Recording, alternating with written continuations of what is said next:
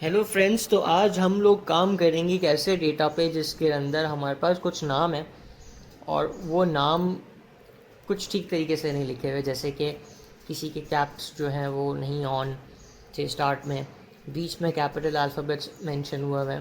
तो ये एक छोटा सा डेटा है जिस पे मैं आपको वर्किंग करके दिखाऊंगा।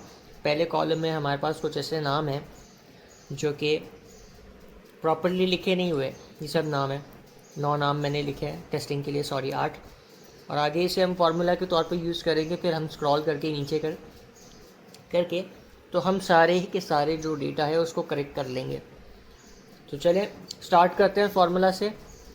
हम फार्मूला ऐड करेंगे इक्वल्स टू ट्रिम का एक फार्मूला है TRIM।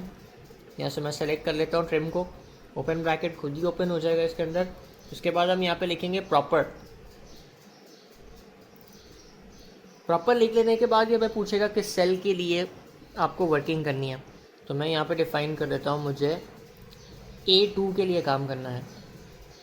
A2 के लिए क्लिक करके यहाँ से मैंने क्लोज ब्रैकेट और एक और क्लोज ब्रैकेट एंटर करेंगे। एंटर का बटन दबाया तो ये हमारे पास करेक्ट नेम लिखा हुआ आ गया। अब यहाँ से हम इसे स्क्रॉल करते हैं नीचे की तरफ, तो ये फार्मूला सभी सेल्स के अंदर एक्टिवेट हो जाएगा।